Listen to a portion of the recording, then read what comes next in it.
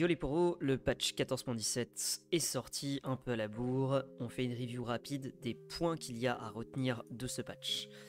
Alors, pour commencer, la première chose super importante, Camille.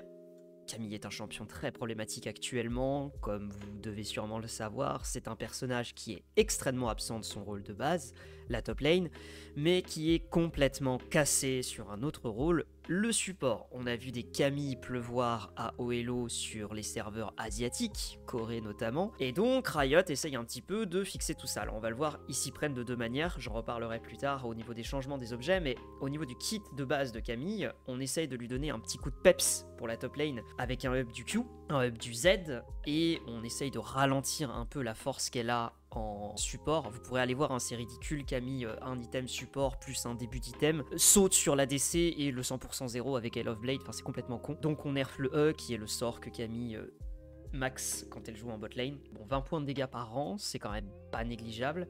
Par contre, à côté, les ups sont vraiment vénères. Alors, est-ce que ça va permettre à Camille de revenir sur la top lane? Difficile à dire. Camille, c'est un personnage qui aime beaucoup les courts trades. C'est vrai que le CD en moins sur le Q avec la vitesse de déplacement bonus, c'est vraiment très très appréciable. Pareil, hein, le Z, ça gagne quand même 1% de dégâts sur les PV max level 1. C'est pas mauvais non plus. Mais pour moi, ça reste quand même des ups qui vont plus contrebalancer le nerf du E en support que réellement aider Camille à revenir. Du côté de Fiora, petit nerf sur son early game, 2 d'AD. Alors, ça, c'est les nerfs qui font toujours beaucoup rire la communauté. On se souvient à l'époque de la vanne avec le nerf de 5 de move speed de Irelia. En réalité, ça vise exactement les joueurs qui peuvent considérer que ce nerf est impactant. C'est vraiment le très très haut elo où 2 d'AD, ça peut faire la différence. Alors après, bon, voilà, faut relativiser. C'est un nerf qui est ok, genre, voilà, un peu moins fort sur ses premiers niveaux, mais c'est à peu près tout. Galio, alors il y avait eu pas mal de changements. Galio, c'était un personnage qui était devenu beaucoup trop fort. Ils ont fait des changements au niveau de son passif, au niveau de son Q aussi, enfin bref, il y avait eu pas mal de choses. En l'état, le perso est pas trop mal, mais manque un peu de peps selon Riot, donc voilà, un petit up, mais alors vraiment très léger, hein, vous voyez, on passe de 40% à 45% de sa puissance sur le passif. Ce qui a principalement changé autour du passif, c'est que, si je ne dis pas de bêtises, maintenant quand vous touchez des sorts, eh bien vous gagnez de la réduction de délai, donc vous pourrez relancer votre passif plus vite. Par contre, le up sur le Z et sur le E, ça c'est vraiment des ups qui sont très très intéressant. Vous voyez que le E, on monte de 75 à 90 pour finir à 235, de 235 à 250. C'est quand même un bon up de dégâts, sachant que Galio, ça joue vraiment en phase de burst. Donc voilà, ça a un petit peu de up là-dessus, bon up sur les dégâts de base du E. Le Z aussi, alors plutôt sur la réduction des dégâts, qui a pris quelques pourcentages supplémentaires. Donc bon, un perso qui ma foi, peut trouver sa petite place dans la méta. Karma, alors, Karma, c'était un personnage qu'on a vu en long, en large et en travers. C'était complètement broken en mid lane avec la Malléniance. Ça fait bien nerfé. Alors, ne vous y méprenez pas. Il y a eu pas mal de contenu sur le sujet. Karma, en fait, c'est un personnage qu'on dit enchanteur. Donc en gros le principe de Karma c'est simple, c'est que le perso c'est à la fois un mage et à la fois un enchanteur. Alors, le perso a deux classes. Un enchanteur c'est quoi? C'est un truc comme Lulu. Le principe d'un enchanteur c'est de permettre à un hyper carry, hyper carry, d'être particulièrement efficace. Et je me rends compte que je suis en train d'écrire dans le vide, je suis un bouffon. À l'aide, le montage. Bref, donc Karma c'est un enchanteur en plus d'un mage, donc elle a cette double casquette de à la fois avoir la capacité de tenir ses lanes et son 1v1, mais aussi de renforcer un coéquipier qui aurait un perso qui est très fort pour go in. Donc par exemple Viego, Xin, c'est vraiment des persos que Karma aime beaucoup quand elle est en mid lane. Le up sur le Z, c'est vraiment très très fort. On dirait pas comme ça, mais 0,2 secondes, level 1, en fait, essayez de voir les choses en vous disant qu'avant c'était en dessous des 1,5 secondes, maintenant c'est au-dessus des 1,5 secondes. Une seconde et demie sur un route, niveau 3, c'est quasiment un kill assuré. Ou en tout cas ça force le flash quoi. Le RE qui prend un up vraiment très très cool, puisque au lieu d'avoir un scaling qui est linéaire en fonction du niveau, maintenant on a un scaling sur les niveaux de l'ulti. Alors, Ça veut dire deux choses. Ça veut dire que les spikes, quand vous prenez un point dans l'ulti, sont beaucoup plus forts, mais ça veut dire que les niveaux précédents sont plus faibles. Donc, en gros, le niveau 4 et 5 sont plus faibles, mais le niveau 6 est plus fort. Je pense que c'est très intéressant parce que quand vous allez tic sur votre 6 ou votre 11, ça va être le cas des solo rôles à côté et c'est des persos avec lesquels vous allez essayer de jouer. Overall, vraiment, je pense que c'est très sympathique pour Karma support, surtout au niveau du Z, mais vraiment surtout pour Karma mid qui va pouvoir mettre des mantras extrêmement énervés sur toute la team. Vous voyez, hein, quand même, niveau 16, avant, niveau 18, c'était 130 de base et 31,5% de votre puissance. Maintenant, c'est 153, niveau 16 de base, et 40% de votre puissance. Donc, vous mettez vraiment des shields à 300 sur toute l'équipe facile. Kayn qui reprend des ups, bon, pas grand chose à en dire. Je suis pas un spécialiste de Kayn, donc voilà, un up 5% de dégâts en plus sur son Q. Kayn, ça fait partie de ses persos, c'est toujours difficile de jauger quand vous voyez des petits ups comme ça, ça peut faire passer le perso de inexistant à beaucoup trop fort. Bon, a priori, il a pris pas mal de ups dernièrement, à voir ce que ça va donner. Lux qui prend quelques petits ups par-ci par-là sur son passif, voilà, bon, on prend 5% de ratio, on prend un petit peu de dégâts aussi, donc 5% pareil sur le Q. Voilà, pas grand chose à en dire, c'est pour l'aligner un peu, c'est vrai que Lux c'est un perso qu'on voit très peu en mid lane, donc voilà, un petit up, mais qui selon moi change pas grand chose. Même en support, pareil, 5% de votre puissance, vous n'allez pas cumuler des montants de puissance extrêmement énervés en support, donc ça change pas grand chose. Nami, alors Nami, il y a des changements qui sont vraiment importants. Premièrement, on nerf le Z en termes de dégâts, vous voyez, qui perd 20 points de dégâts, ce qui est quand même beaucoup. C'est votre sort principal, c'est ce qui permet à Nami d'être un gros lane bully. Et à l'inverse, on augmente le heal. Donc on bascule Nami d'un perso qui peut faire beaucoup de dégâts de façon très stable vers un perso qui a un peu plus de survivabilité. Et vous voyez la diminution du rebond, pareil, qui est réduit de 15 à 10%, donc le Z de Nami, pour ceux qui ne voient pas, c'est la vague qui, quand elle touche un ennemi, fait des dégâts, puis rebondit sur un allié qui n'a pas encore été touché, et le soigne. À chaque fois que la vague rebondit, le montant des dégâts et du heal est réduit. Donc avant c'était de 15%, maintenant c'est de 10%. Ce qui est vraiment très important sur Nami, c'est la deuxième partie des changements, où là vous le voyez, le E, qui est le deuxième spell que vous allez maxer avec Nami, se fait, mais alors, matraquer la gueule. Parce qu'on dirait pas comme ça, on est en mode, ouais, bah ouais frérot, ok, d'accord, 80, 60, sauf que non. Ça c'est les dégâts d'un tic de E. Le spell vient de prendre moins 60 de dégâts. Le E de Nami, c'est 3 bulles qui augmentent vos 3 prochaines instances de dégâts, que ce soit des sorts ou des auto-attaques. Avant c'était 3 x 80, maintenant c'est 3 x 60. Vous voyez, c'est vraiment extrêmement énervé comme nerf. Et globalement, ça veut dire que Nami passe d'un perso qui est beaucoup moins énervé en lane, en termes de pression de lane, moins de dégâts sur le Z, moins de dégâts sur le E, plus de heal. Je vois pas trop où est-ce que ça va. Ça, pour moi, c'est un truc qui vraiment fait très mal à Nami, parce qu'elle a besoin de cette domination de lane, sinon bah vous avez Janna, vous avez Lulu, enfin il y a d'autres options quoi. Milieu aussi, pareil. Nasus, bon, whatever, j'adore Nasus hein, mais vraiment c'est des tout petits montants, c'est un peu de dégâts sur le Q, ça change pas grand chose, voilà, c'est plus du quality of life quoi. Olaf, alors Olaf il y a un changement hyper important, dégâts bonus sur les monstres, durée du Z qui passe de 4 à 5 secondes, on compense avec une réaugmentation de son coût en mana, et son E qui est réduit de 2 secondes si vous tapez des monstres. Le R qui passe d'un coût en mana de 0 à 100, donc qu'est-ce que vous devez retenir de ça? Bah que Olaf en lane se fait nerfer salement la gueule, parce que qu'est-ce que Olaf en lane gagne? Bah son Z coûte plus cher, pour durer 1 seconde de plus, et son ulti qui coûtait 0 maintenant coûte 100 de mana. Olaf c'est un perso, vous allez spammer votre Q c'est un puits à mana. Avant il n'y avait absolument pas besoin de se préoccuper de votre montant de mana pour pouvoir jouer l'all-in, juste de savoir si vous pouviez linker vos Q. Maintenant bah il y a 100 de mana à rajouter dans votre all-in sur l'ulti.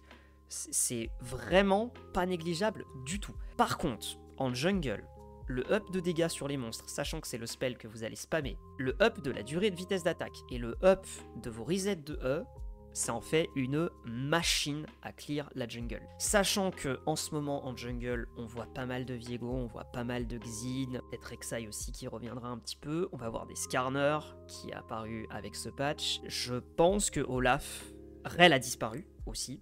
on va le voir un peu plus bas, mais je pense que Olaf Jungle, il y a un truc vraiment très énervé. Rek'Sai, bon bah c'est un cancer à face en top lane parce que elle peut build up sa fureur de passif sur une wave, rentrer sous terre et se soigner. L'intégralité des dégâts que vous aurez essayé de lui mettre, c'est Fiora en pire. Bon, on nerf le gain de fureur sur les sbires, on nerf la sustain du passif. On va voir si c'est suffisant. A priori, ça devrait quand même bien la calmer. Elle pourra plus build up sa fureur aussi facilement qu'avant, ce qui lui permettait de pouvoir sustain. Donc, à voir si c'est suffisant. Rel, j'en parlais juste avant. Bon bah voilà. Ça y est, Riot a regardé le perso, a dit écoutez les gars, on s'est bien amusé avec les Rel Jungle au World et sur les 6 derniers patchs. Ça dégage. Tous les bonus de dégâts sur les monstres qui permettaient à Rel d'être viable en jungle ont été retirés. On lui donne une croissance en termes de résistance magique. Donc voilà, il gagne plus de résistance magique par niveau. Ça vraiment c'est effet placebo garanti. Ça ne change strictement rien au perso. La seule chose que vous devez retenir c'est Adurel en jungle. Et du coup on retire des flex picks potentiels. Ça c'est surtout quelque chose qui s'adresse au jeu en équipe. En termes de solo queue, bah si vous aimez bien Rel, bah désolé les gars mais rip. Et puis bah sinon voilà, juste ça disparaît de la jungle. Senna, alors de ce que j'ai compris, globalement c'était une espèce de bug. Quand il y avait des alliés qui exécutaient des sbires avec l'item support, ils ont revert les chances d'obtention d'âme à l'élimination d'un sbire. On sait pas trop ce qu'ils font avec ce perso. Ce qui est sûr c'est que a priori Senna bouge pas trop de là où elle en était. Ça redevient un perso que vous pouvez jouer en tant que carry, accompagné par un support. Mais bon, enfin dans l'ensemble... à voir ce que ça va donner. Smolder, pareil, pour moi ça change vraiment pas grand chose. Ok, armure de base un peu plus élevée, ok, le scaling est plus intéressant, voilà, 0 à 30, 0 à 50 en fonction des chances de coup critique. Mais en fait c'est une augmentation de 20% des dégâts du Q, et ça c'est de 0 à 30, donc en gros de 0% à 100% de chances de coup critique. Donc ça veut dire que maintenant, voilà, au lieu d'augmenter les dégâts de votre Q de 30%, vous les augmentez de 50% si vous avez 100% de chance de crit, sachant que les builds de Smolder ne jouent absolument pas de coups critiques, enfin ça en joue très peu, donc pas grand chose à l'horizon de ce côté-là. Sona, pas mal de changements, en gros on nerf un peu les dégâts de son Q en augmentant les dégâts bonus de sa compétence passive et on lui rajoute un petit peu sur le Z et sur le E. Voilà, le E donne un peu plus de move speed dans les derniers niveaux, le Z donne un meilleur heal mais en termes de ratio, donc bon, c'est des changements qui m'ont pas l'air très impactants. Encore une fois, oui, 15 à 30, mais 30% de son AP pour un support. Il aura rarement plus de 200 ou 300 d'AP, donc c'est pas forcément très impactant. Volley, pas mal de changements. Alors, le Q, en gros, c'est pour corriger une interaction qu'il y a avec Ciel éventré, Thunder Sky en anglais. Cet item qui vous permet toutes les 6 secondes de faire un pseudo coup critique qui fait des dégâts réduits et qui vous permet de heal en fonction de vos PV manquants. Il faut savoir que ce passif là était buggé au niveau des interactions des sorts qui modifiaient les dégâts de vos auto-attaques, donc c'est le cas par exemple du Q de Nasus, du Q de Volibear, du Z d'Illaoi. Pour le Z d'Illaoi c'était buggé mais dans l'autre sens, c'est-à-dire que ça proquait pas. Donc en gros il y avait une partie de vos dégâts qui était aspirée dans l'item et qui disparaissait. Donc voilà, nerf de ce côté là pour que l'interaction se fasse correctement et que vous soyez pas à taper des 600 de dégâts quand vous mettez un Q sur un carry. Et puis bah nerf de l'ulti parce que voilà, l'ulti me permet notamment à Volley Jungle de faire des gros dives vraiment très énervés. Donc on calme un petit peu ce potentiel de dive et d'escarmouche. Sylas, bon bah que voulez-vous que je vous dise? Sylas Jungle, ça sera toujours un perso de flipper. Qu'est-ce que je veux dire par là? Bah c'est simple, hein, votre clear est complètement nul. C'est pas d'augmenter un petit peu les dégâts du Q qui a plus de 10 secondes de CD qui va y changer quoi que ce soit. Votre clear est à chier, mais dans le cas où vous arrivez à flip un early move ou un early gank et récupérer vos premiers items très rapidement, vous pouvez dérouler la game quasiment aussi efficacement qu'une Evelynn. Donc moi c'est le genre de perso que j'aime pas avoir en jungle. C'est vraiment des persos qui ont été pensés pour la lane, et quand vous sortez ces personnages là de la lane, ils peuvent très rapidement devenir très dominants en solo queue. On pense notamment à Diana. Diana c'est vraiment l'excellent exemple de ça. Talon pareil, hein, Kiana aussi, c'est des persos, souvenez-vous, à l'époque où c'était très fort en jungle, c'est c'est rarement juste fort. C'est très souvent, soit le perso, c'est un pick bizarre et un pocket pick de la jungle, soit il est fort et viable dans la jungle et il écrase absolument tout le monde. Donc voilà, pas fan de ce genre de changement. Du côté des items de support, alors on avait des gros problèmes. Je vous ai parlé de la Camille qui pouvait one-shot, mais il faut savoir que c'est un problème généralisé. Les items améliorés des supports, les items qui rajoutent des dégâts, quand vous terminez votre quête, voilà, vous choisissez un item parmi 5 et ça transforme votre item de support. Zag-Zag, Mélodie du sang, était très problématique. Ça donnait beaucoup trop de dégâts. Et c'est pour ça que des trucs comme Senna, Camille et compagnie étaient extrêmement forts. Donc, on a mis des nerfs, on baisse les dégâts de base. Voilà, donc on passe de 20 plus 4% des PV max à 10 plus 3%. C'est quand même des nerfs qui sont assez énervés. Le délai de récupération qui était de 8 à 6 en fonction de votre niveau passe à 10 à tous les niveaux. Donc même chose, vous ne pourrez plus harceler aussi efficacement vos adversaires en mettant un court trade puis un autre court trade. On aura un peu plus de temps pour respirer, ça veut dire qu'on pourra plus tempo CCD et que donc les supports piles devraient être en mesure de contrer les phases de burst des supports qui jouent Zag-Zag ou Mélodie du sang, qui pareil voit son ratio de l'âme enchantée. L'âme enchantée, c'est la brillance, donc c'est tout ce qui est trinité, etc. Qui disait donc voilà, vous mettez une compétence, votre prochaine auto-attaque fait 150% de dégâts, là maintenant elle fait 100% de dégâts, donc en gros vous entre guillemets doubler les dégâts de votre prochaine auto. Pareil, hein, réduction qui profite, qui fait un nerf très énervé sur Senna, donc voilà. Senna, difficile de dire ce que ça va donner à partir de maintenant. Mandat impérial, même délire, voilà. C'est toujours dans la logique des items de support qui permettent de faire beaucoup trop mal, beaucoup trop vite. Poignard de statique, bon bah... voilà, on va pas se mentir, un item qui vous donnait 50 d'AD, 30% d'attaque speed, plus du wave clear pour 2700 PO, c'était honteux. Et ça a pas raté, absolument tous les AD carry crits ont fait static into Kraken, parce que Kraken est toujours très fort. On ramène le static à 2900 PO, pour moi c'est le nerf qu'il fallait faire.